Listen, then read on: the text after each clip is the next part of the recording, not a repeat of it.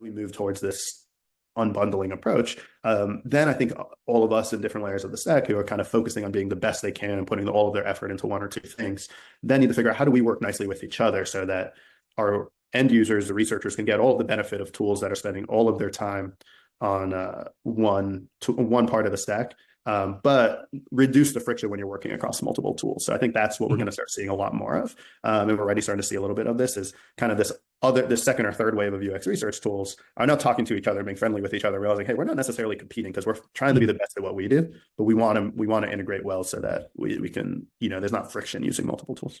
Is that what you've seen? Right.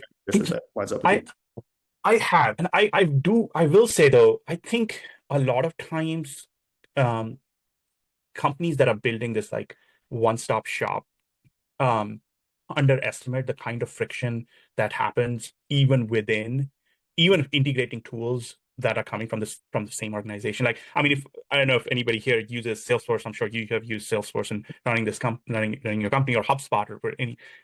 There is significant friction.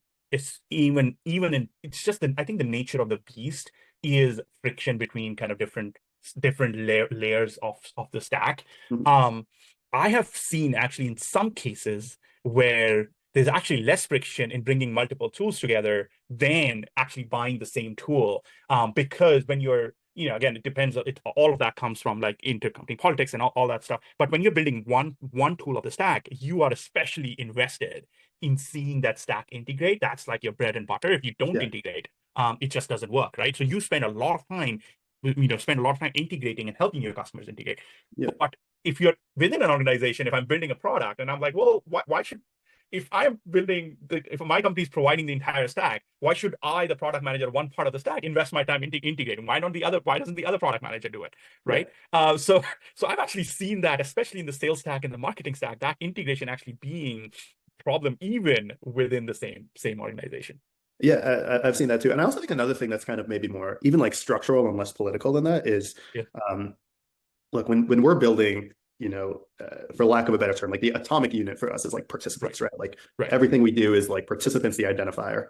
Whereas I assume, I mean, I don't know, you let me know if I'm wrong. I'm assuming for you, it's more like the insight itself, perhaps, or well, it's the recording, it's the workflow, but insight is a big part of what we do. Yeah. So like the participant is something that enriches the insight or the workflow or the recording, so you know who it's coming from. Perhaps, maybe I don't want to put necessarily, but I think maybe like when you're working on different parts of the stack, there might be like a different atomic unit. So when one company is trying to build, I think that gets actually very confusing internally, just with basic stuff with like how is your data structured internally, where you do think that, oh, if it's all in one company, it's going to flow smoother, but it actually might not, because they might just be like fitting, a square peg into a circle hole or whatever that phrase is. But the data might not actually like fit as easy as you think once you're kind of moving between different layers as well.